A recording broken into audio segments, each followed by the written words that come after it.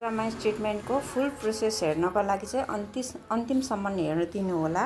1 नम्बरको चाहिँ पहिला वास गरेर आउने अनि वेट कपालमै स्टार्ट गर्ने। वेट कपाललाई 4 पार्टिसनमा सेक्सन गरी अनि स्टार्ट गर्ने 2 नम्बर।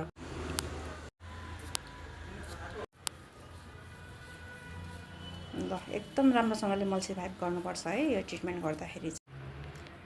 मजाले थम्बले पनि मल्सिफाई गर्ने, एकदम ट्विस्ट गरेर। सेरामाइड प्रोटिन मिस्ट 3 नम्बरको पनि त्यसरी नै सबै पार्टिसन गर्दै मल्सिफाई गरेर होल कपालको अगाडि सक्ने। 3 नम्बरको सम्म सिधिसकेको छ प्रोसेसहरू। अब यो 4 को ब्रिलियर प्रोफेसनल सेरामाइड ट्रिटमेन्ट मास्कको पालो। अब यो पनि सबै त्यसरी नै मजाले मल्सिफाई गर्दै लगाएर कम्प्लिट गरेर 5 मिनट मसाज गरेर अनि फाइनल रिजल्ट हेर्नु होला है त।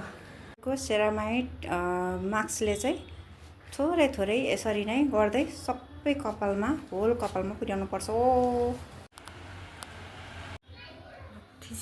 ल सेरामाइड मास्क चाहिँ अब यो लास्ट हो। अब लास्टमा अप्लाई गरिसकेपछि चाहिँ मजाले 5 मिनट मसाज गर्ने।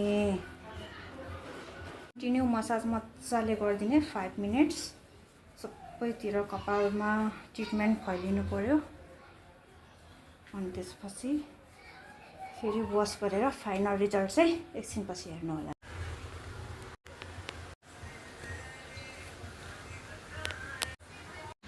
ल सेरामाइड ट्रिटमेन्टको फुल प्रोसेस सिद्धिसकेको छ। स्ट्रङ हेल्दी भइसकेको छ कपाल। रिजल्ट हेर्नु होला। वाउ नै भइरहेछ। स्ट्रङ हुन्छ कपाल चाहिँ।